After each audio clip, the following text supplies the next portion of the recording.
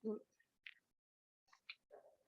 Oke, di pertemuan sebelumnya itu kita udah membahas bagaimana kita bisa melakukan menyelesaikan persamaan rekursi itu dengan menggunakan substitusi. Nah, untuk pertemuan hari ini kita akan membahas bagaimana kita bisa menyelesaikan persamaan rekursi dengan persamaan karakteristik. Di minggu depan kita akan membahas tentang peubah variabel. Tapi sebenarnya peubah variabel ini sangat singkat sih, jadi mungkin di minggu depan pertemuannya singkat, atau mungkin kalau kalian ada yang mau ditanyakan terkait bahan-bahan UAS, silahkan ditanyakan di minggu depan. Oke, ya, kita review dikit waktu 2 minggu yang lalu sebenarnya.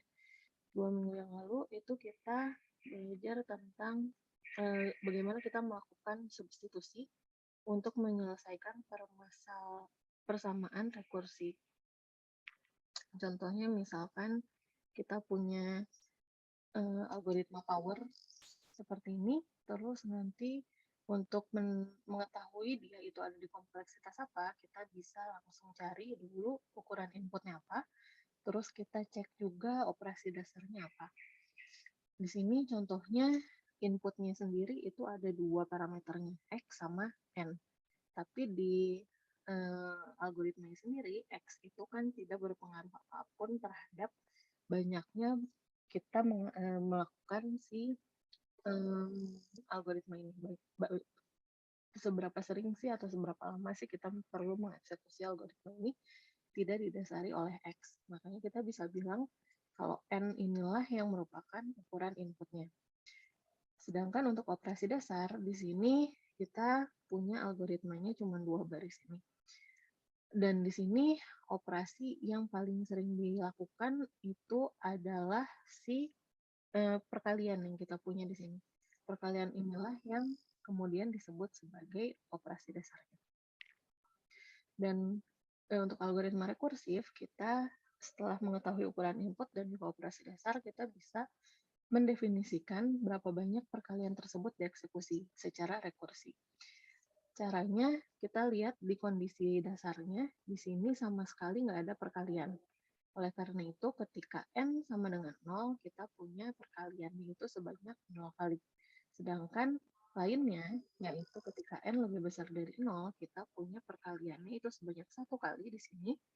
Tapi selain 1 yang ada di sini, kita juga punya perkalian di dalam si power N-1. Oh ya, sebenarnya ini ada yang kurang ya, harusnya power X, N-1. Nah, ketika kita punya power X, N, kita menyebutnya sebagai Mn, berarti untuk power X, N-1, kita bisa mendefinisikannya sebagai Mn-1. Nah, dari sini kita bisa menyelesaikan, mengetahui dia itu masuknya di kompleksitas mana dengan menggunakan substitusi. Caranya, ini juga belum saya ubah, harusnya Mn itu bisa kita tulis sebagai Mn-1 ditambah 1. Yang artinya Mn-1 ini bisa saya tulis juga sebagai Mn-2 ditambah 1. Makanya saya tinggal substitusi Mn-1 menjadi Mn-2 ditambah 1.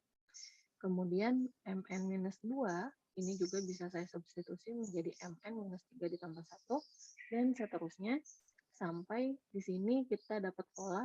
Di sini kita bisa tulis Mn sebagai Mn-1 tambah 1, bisa juga kita tulis sebagai Mn-2 tambah 2, Mn-3 tambah 3, berarti untuk suatu I kita bisa menulisnya seperti ini. Dan karena kita punya basisnya itu ketika N sama dengan 0, makanya kita pengen yang di dalam kurung ini jadi 0. Artinya I yang saya ambil di sini itu adalah 0, sehingga saya punya M0 ditambah N, dan M0 itu sendiri adalah 0. Sehingga saya punya Mn itu adalah N, yang artinya dia ada di big O N.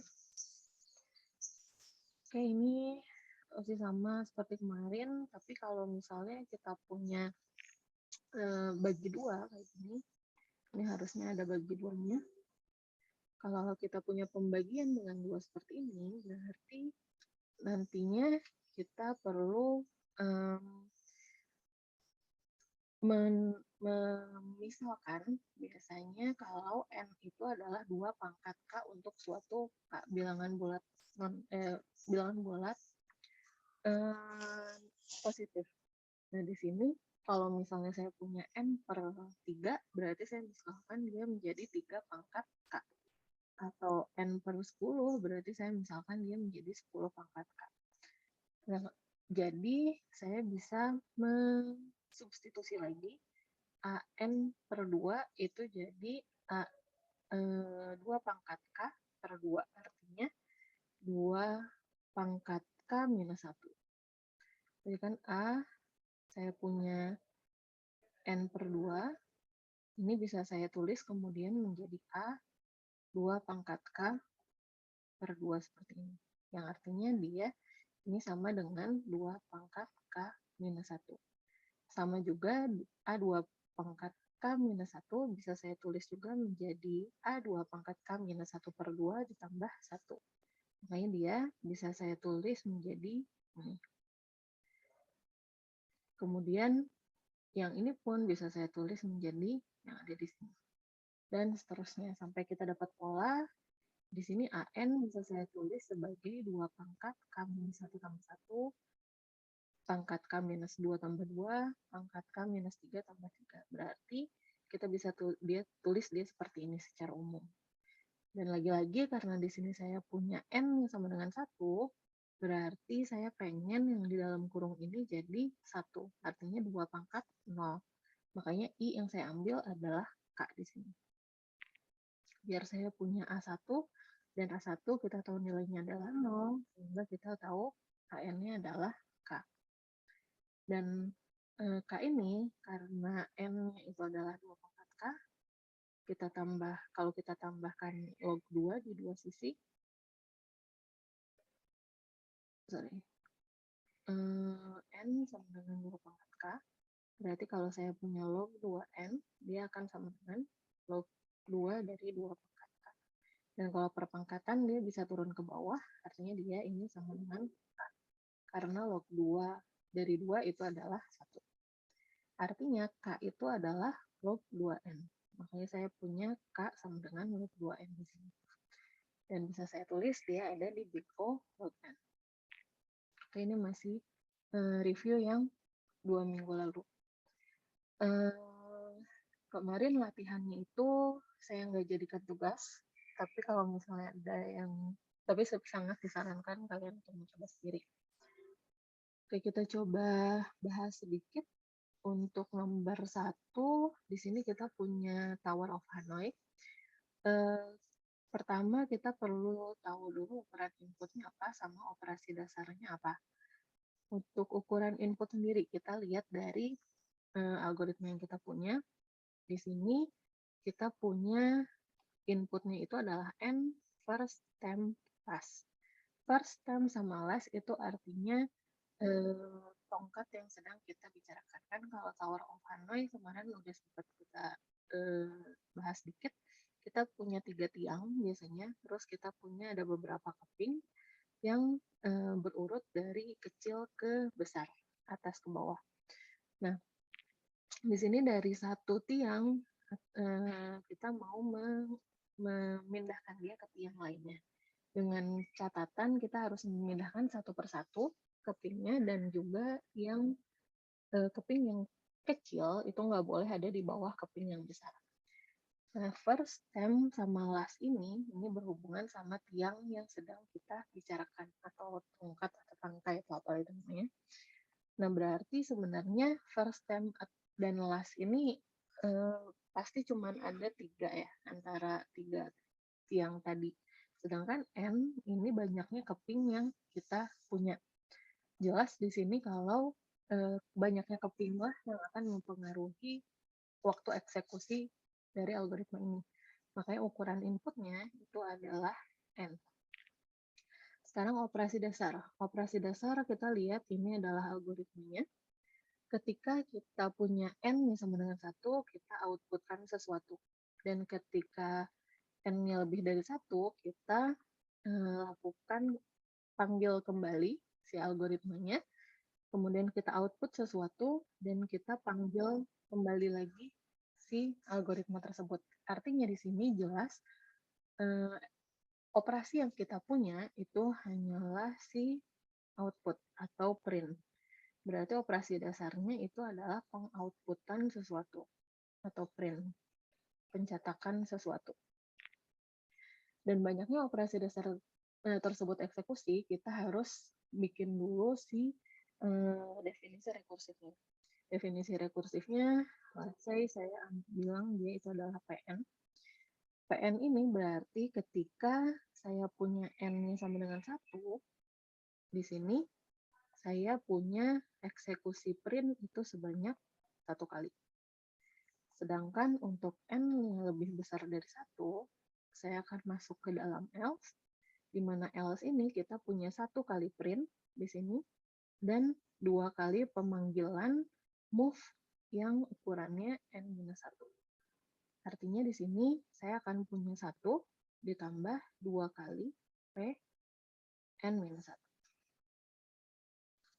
Oke, jadi inilah definisi dari banyaknya operasi dasar dieksekusi pada algoritma Tower of Hanoi ini. Dan untuk kelas kompleksitasnya sama kayak tadi, kita tinggal substitusi aja. Saya nggak akan terusin sampai akhir, tapi intinya di sini PN-1 nantinya bisa kalian substitusi dengan 1 ditambah 2 dikali PN-2. Kemudian PN-2 bisa saya ganti dengan 1 ditambah 2 dikali PN-3. Dan seterusnya sampai nantinya saya ingin yang di dalam kurung ini jadi 1. Artinya pengurangannya sampai N-1. Oke. Sampai sini ada yang mau ditanyakan? Nggak ada ya? Next. Kalau ini sama aja, ukuran input jelas di sini itu adalah N, yang jadi ukuran inputnya operasi dasarnya jelas adalah si perkalian. Kalau ada yang nyebut penjumlahan juga, perkalian dan penjumlahan misalnya nggak apa-apa, tapi di sini jelas yang paling banyak itu adalah perkalian. Jadi sebenarnya perkalian lah yang akan lebih dominan dalam perhitungan kompleksitas nantinya. Jadi perkalian aja sebenarnya cukup. Kemudian berapa banyak operasi dasar tersebut dieksekusi, berarti di sini kita let's say punya MN.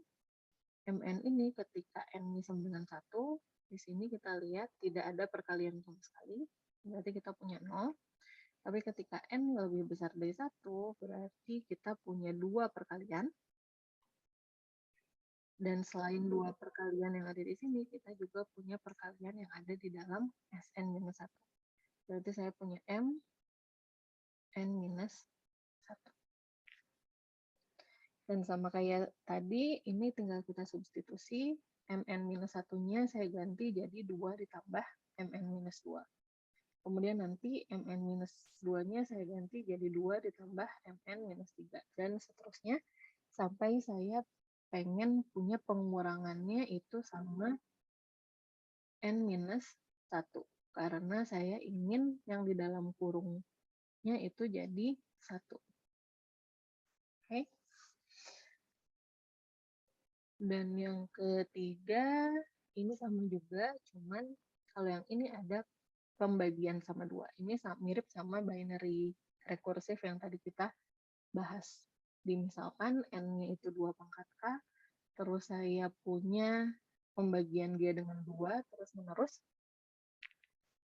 sampai akhirnya saya ingin si yang di dalam kurung T ini, indeks T-nya itu jadi 1. Berarti nantinya akan jadi K dikurang K pangkatnya.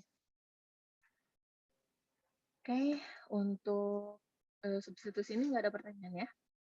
Kalau ada kayak biasa bisa langsung di chat atau di interact aja. Oke, sekarang kita masuk ke materi yang barunya. Cara lain dalam penyelesaian persamaan rekursi ini itu adalah dengan menggunakan relasi rekurensi linear homogen. dengan menggunakan persamaan karakteristik sebenarnya. Tapi persamaan karakteristik itu nantinya tergantung sama relasi rekurensi yang kita punya. Sekarang kita bahas dulu relasi rekurensi linear homogen. Dia bentuknya seperti ini, dan yang kita bahas di sini itu A0, A1, dan seterusnya sampai AK itu adalah konstanta untuk suatu nilai K yang juga konstan. Artinya konstanta di sini dia udah ditetapkan nilainya ya. Jadi bukan variabel. Kemudian dia ini dikatakan linear karena kalau kita lihat T yang ada di sini itu semuanya pangkatnya satu aja. Dan dikatakan homogen karena kita punya kombinasi linearnya, yaitu penjumlahan angka ini itu sama dengan 0. Makanya kita bilang dia homogen. Ini contoh-contoh relasi rekurensi linear homogen itu seperti ini. Jadi kita bisa lihat di ruas kiri dia suatu konstanta dikalikan Tn atau indeksnya yang lain juga bisa. Dan kita punya kombinasi linearnya. Kemudian ruas kanannya itu nilainya 0. Oke, kemudian tunggu sebentar ya.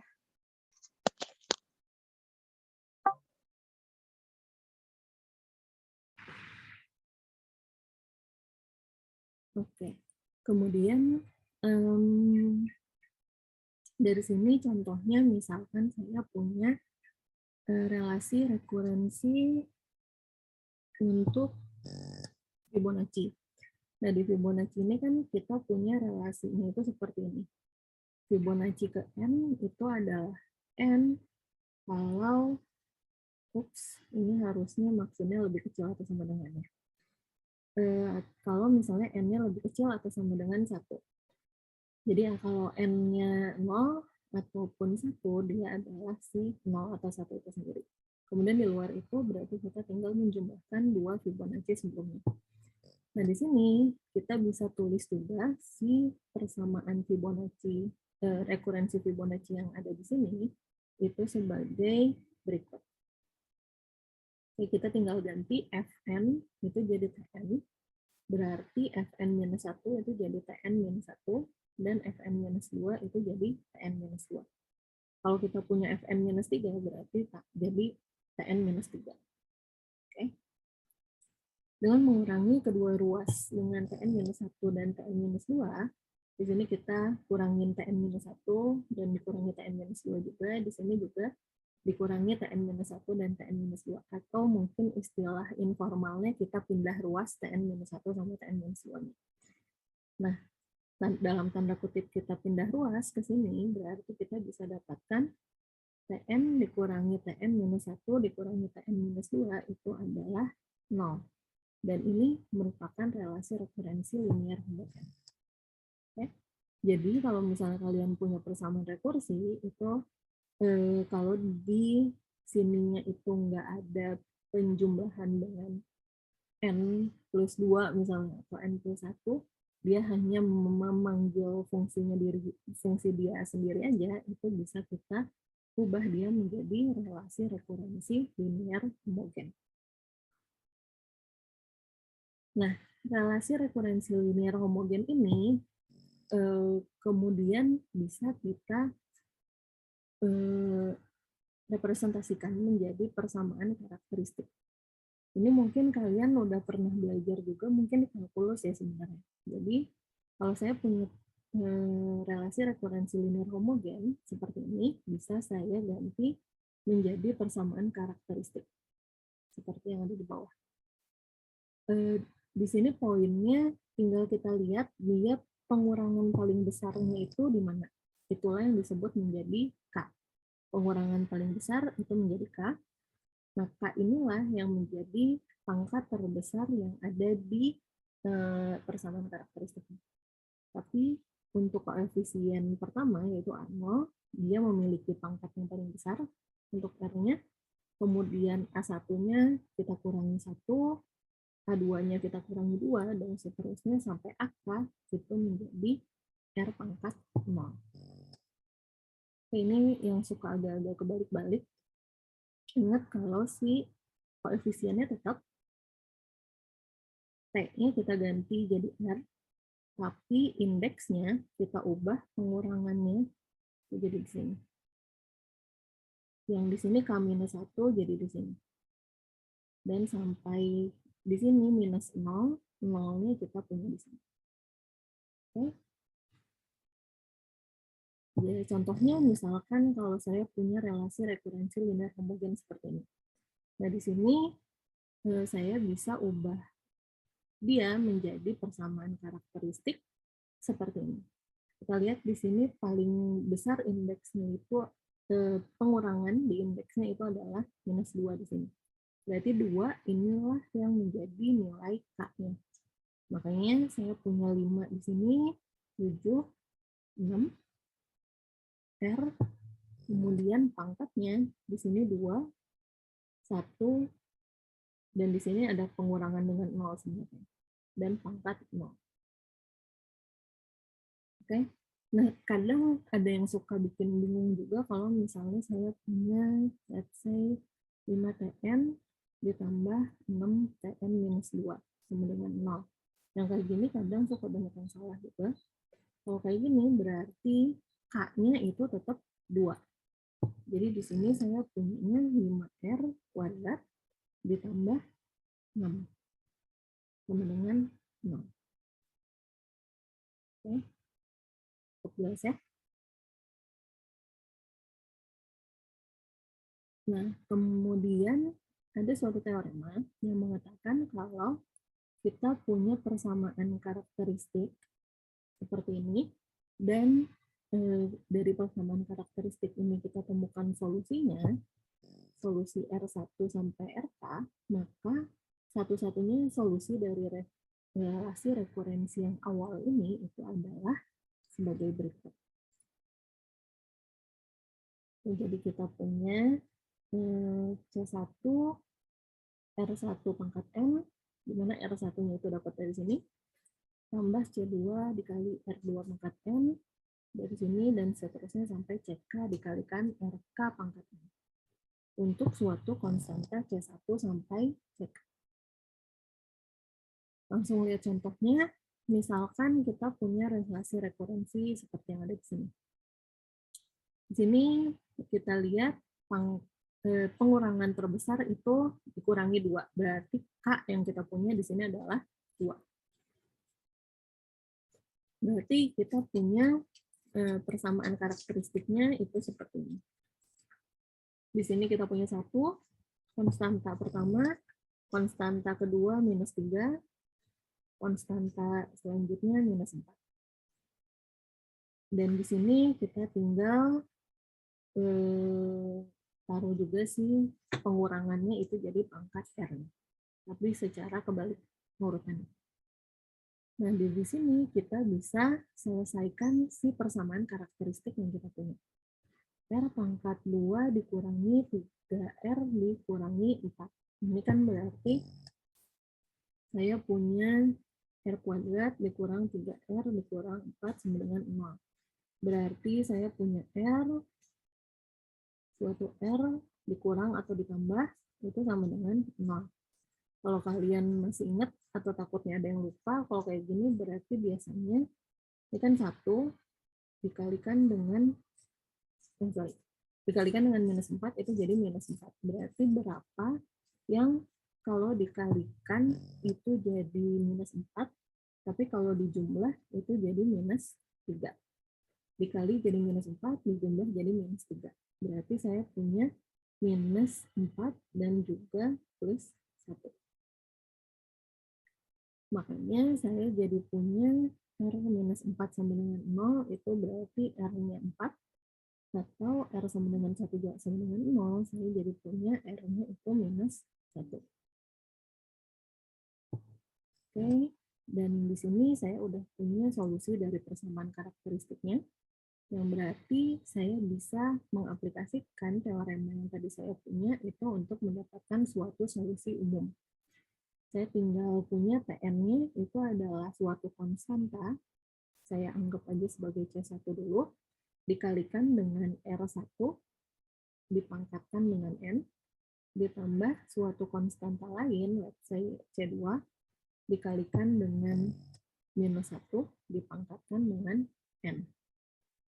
Tapi ini masih solusi umum karena kita nggak tahu apa nilai C1, apa nilai C2. Makanya saya perlu menentukan nilai konstantanya dulu. Caranya, tadi kan sebelumnya kita punya nilai awalnya. Di sini kita punya nilai awal, T0-nya 0, T1-nya 1. Makanya saya bisa substitusikan ke situ.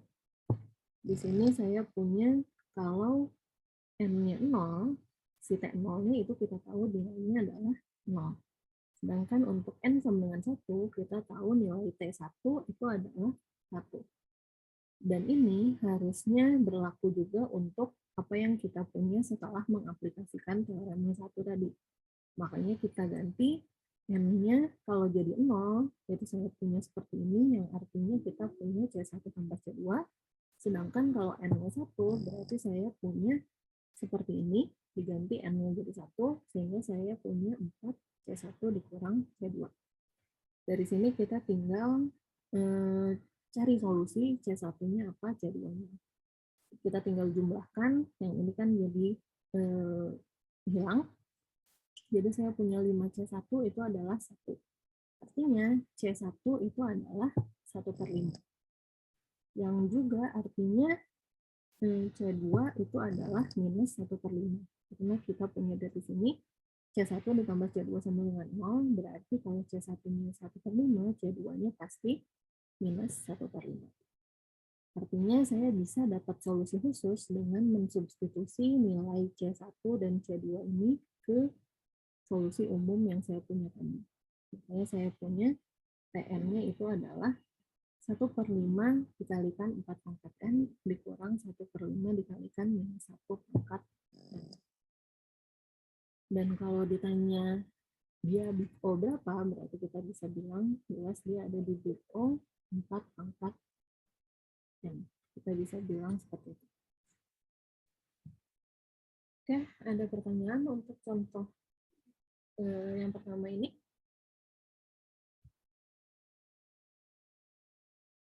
Nggak ada ya?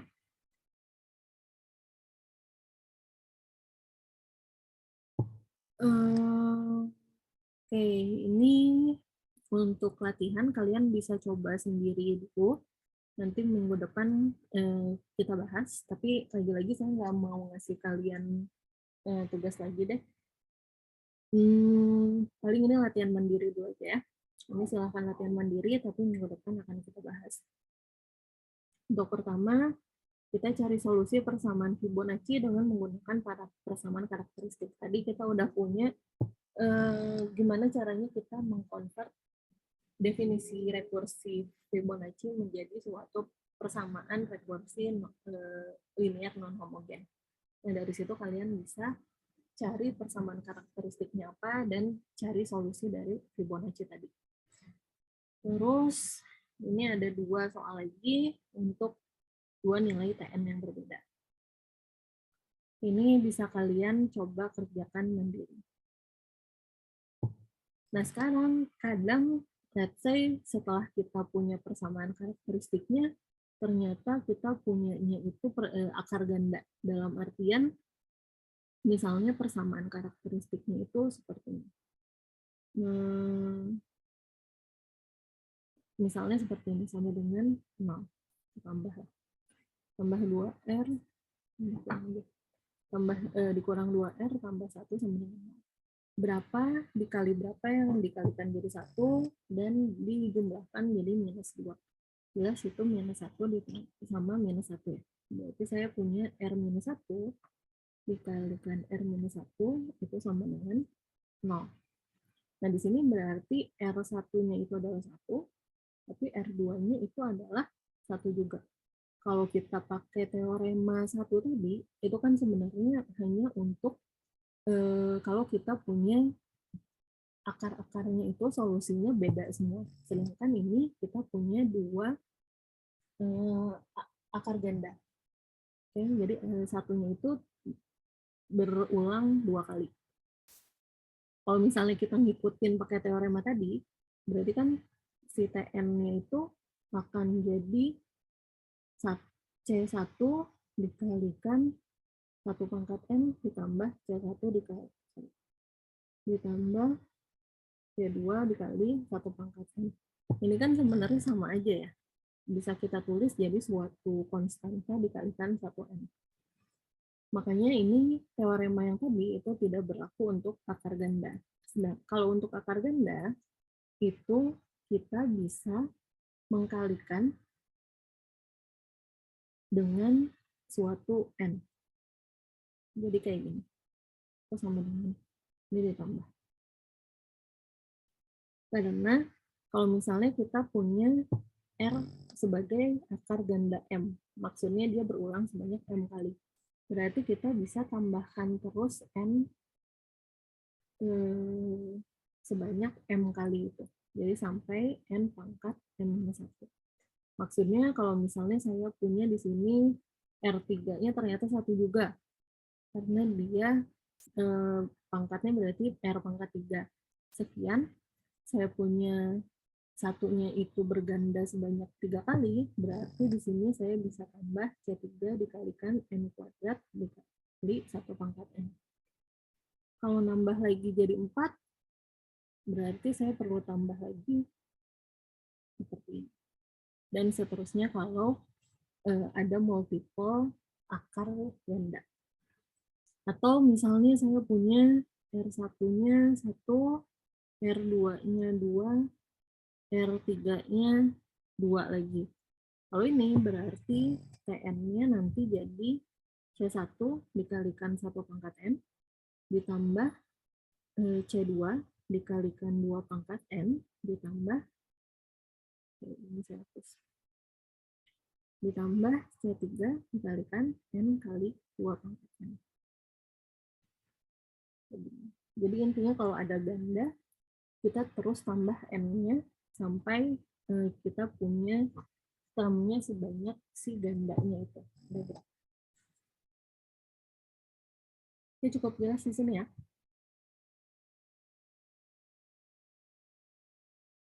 Nah, next-nya itu ada juga relasi rekurensi linear non-homogen. Kalau tadi itu homogen, kalau sekarang non-homogen. Bedanya itu kita di sini punya suatu fungsi yang bukan 0. Jadi Fn ini adalah fungsi selain fungsi 0. Karena kalau Fn 0 itu jadi homogen. Tapi biasanya Fn ini bisa dinyatakan sebagai Bn dikalikan Pn untuk suatu konstanta B dan polinomial Pn.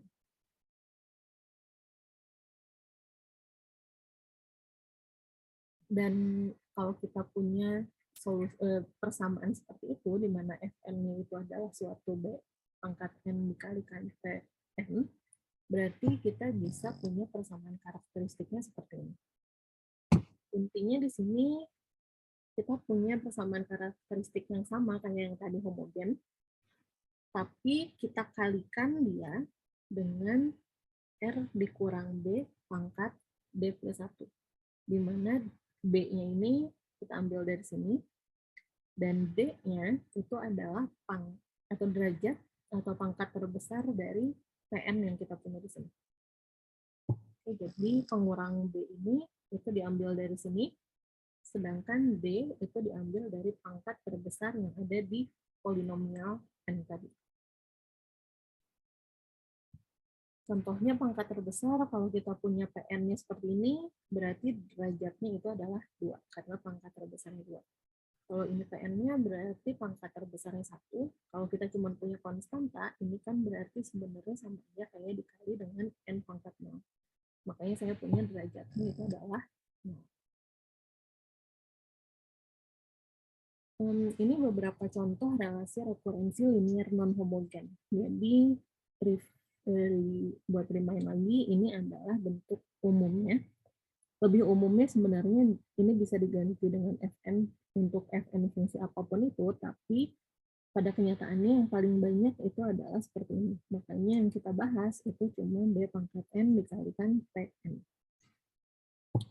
Contohnya, kalau saya punya relasi seperti ini, berarti saya punya K-nya itu adalah 1, pengurangan terbesarnya 1 di sini, B-nya itu adalah 4, apa yang dipangkatkan dengan N itu adalah 4, dan PN itu adalah 1.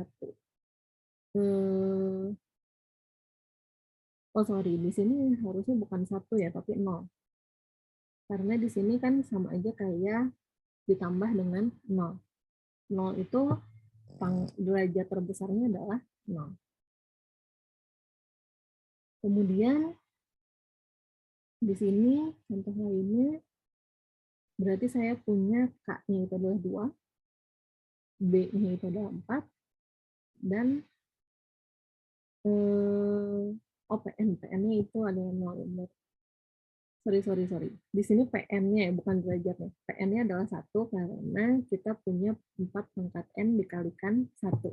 Oke? Tapi derajatnya itu adalah 0. Sedangkan kalau di sini, ini adalah B pangkat N-nya, ini adalah PN-nya. B-nya berarti 4, dan PN-nya adalah 8N plus 3. Berarti derajatnya adalah 1. Kemudian di sini kita punya K-nya itu adalah 1, B-nya itu adalah 1. Karena di sini sama aja kayak kita punya 1 pangkat N dikalikan dengan 5N plus 7. Nah, jadi kadang-kadang si PN-nya itu nggak terlihat, berarti kita asumsikan dia adalah 1. Atau kalau B pangkat N-nya tidak terlihat di situ, berarti dia adalah 1 pangkat N. Oke. Ini contohnya, misalkan saya punya relasi rekurensi seperti ini. Langkah pertama, sama kayak sebelumnya, kita cari dulu persamaan karakteristiknya. Bentuk umumnya dulu di sini kita pengen dia jadi, di sini kita pengen merepresentasikan dia sebagai B pangkat N dikalikan PN. Berarti B-nya itu 4, K-nya itu adalah 1 di sini, dan PN-nya itu adalah 2N plus 1, di mana derajatnya itu adalah 1. Makanya kita punya bentuk persamaan karakteristiknya itu menjadi seperti ini. Ini harusnya ada kurang lagi, buka ya. Karena dari sini kita tahu persamaan karakteristiknya itu adalah R dikurang 3. Oke, kemudian itu yang kita punya untuk bagian yang ada di sini. Kemudian untuk bagian yang ada di sini, kita punya R dikurang B dipangkatkan B ditambah 1. Makanya saya punya R dikurang 4 pangkat 2. Dan dari sini jelas solusinya R-nya itu adalah 3 atau R-nya itu adalah 4. Tapi 4-nya berulang 2 kali karena dia pangkat 2. Jadi saya bisa bilang akar-akarnya itu adalah ini R1 sama dengan 3, dan R2 sama dengan R3 sama dengan 4. Dan 4 ini kita bilang dia merupakan akar ganda 2. Dan kalau kita aplikasikan teorema 1 dan teorema 2 untuk mendapatkan solusi umum, maka kita punya TN-nya itu adalah C1 dikalikan 3 pangkat N, karena tadi di sini R1-nya itu adalah 3. Kemudian ditambah CE2 dikalikan 4 pangkat N, tapi karena 4-nya itu merupakan akar ganda 2, makanya saya ulang lagi 4 pangkat N-nya, tapi saya kalikan dia dengan N. Nah, kemudian di sini kita punya 3 term yang dijumlahkan. Kita pengen cari 3 nilai konstanta. Tapi dari persamaan awal yang kita punya, di sini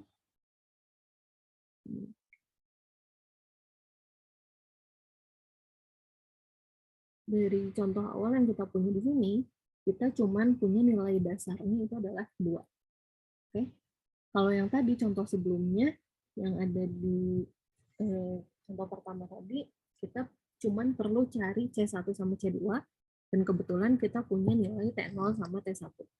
Kalau sekarang kita perlu cari 3 konstanta, tapi hanya ada 2 nilai dasar. Makanya kita perlu tambah lagi nilai T2. Kita perlu 3 nilai dasar. T2-nya bisa dapat dari sini. Kan dari sini kita bisa tahu kalau N-nya itu 2, berarti T2 dikurangi 3T1 itu adalah 4/2 dikalikan 2 kali 2 tambah 1. Makanya saya punya T2-nya itu adalah 3 dikalikan T1, which is 12, adalah 16 dikalikan 5. Makanya saya punya T2-nya itu adalah 116. Oke. Berarti kalau saya tambah ini, saya jadi punya 3 nilai dasar. Karena saya mau cari 3 nilai konstanta, makanya saya perlu 3 nilai dasar. Oke, nah sekarang berarti saya udah punya nilai T0, T1, dan juga T2. Saya bisa cari nilai C1, C2, dan C3. Caranya tinggal kita ganti N-nya jadi 0, nilainya harus sama dengan 0. Saya ganti N-nya jadi 1, nilainya harus sama dengan 12. Dan ketika saya ganti N-nya jadi 2, saya harus punya nilai 116.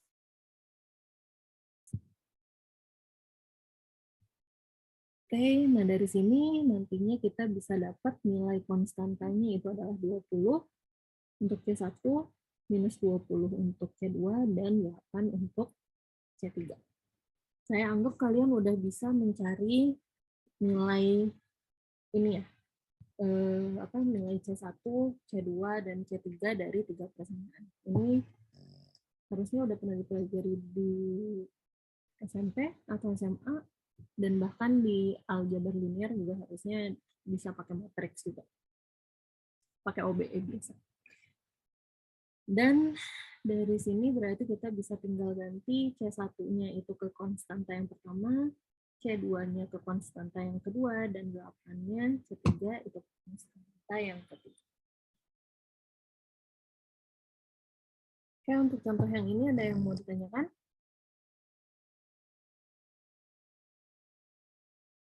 Nggak ada ya? Ini untuk latihan, lagi-lagi silahkan kalian coba sendiri, nggak akan saya tugaskan.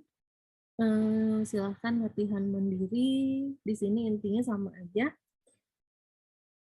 Saya punya TN itu sama dengan 5 TN-1 dikurang 6 TN-2 ditambah 5 pangkatnya.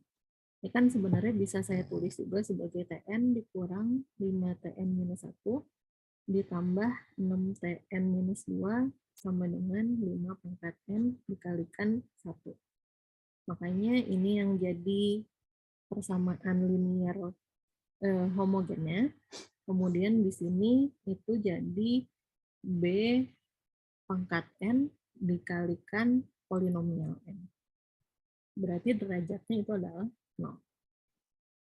Yang ini sama juga, ini sama aja kayak N minus 1 dikalikan 1 pangkat N. Berarti B-nya itu adalah 1.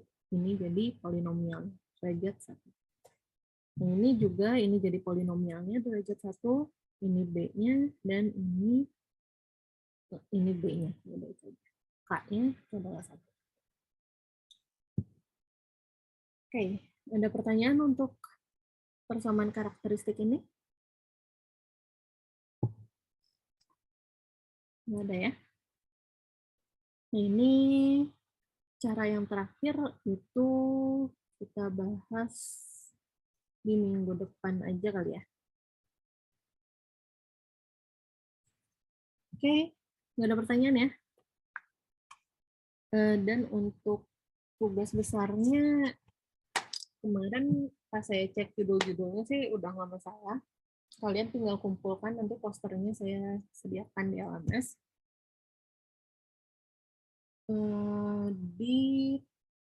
Saya sempat bilang tanggal berapa nggak ya? Saya lupa. 12 ya Bu kalau nggak salah. Tanggal 12 ya? Kayaknya bisa diundur lagi sih kalau 12. Bentar, 12 itu berarti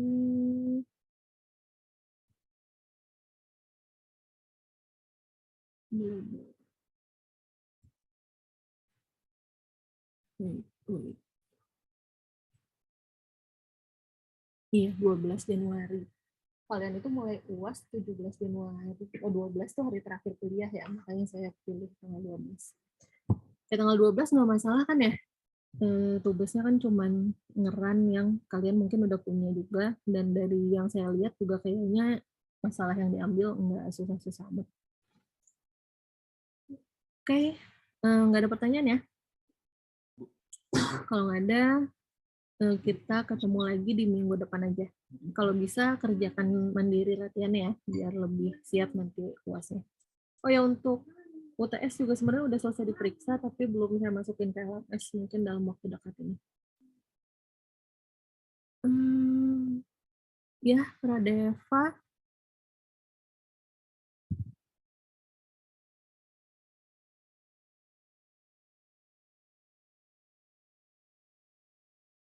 Oh iya, PowerPoint-nya baru saya update, belum saya upload di LMS. Nanti saya update lagi. Hari ini saya update ya, sekalian rekaman yang 2 minggu lalu juga belum saya masukin. Thank you, Pradeva. Ada lagi? Nggak ada ya? Oke, kalau nggak ada, kita ketemu lagi di minggu depan ya. Itu jadi kuliah terakhir kita. Terima kasih semuanya. Selamat tahun baru. Assalamualaikum. Terima kasih Bu. Terima kasih Bu. Terima kasih Bu. Selamat tahun baru. Assalamualaikum. Assalamualaikum. Tahun baru juga.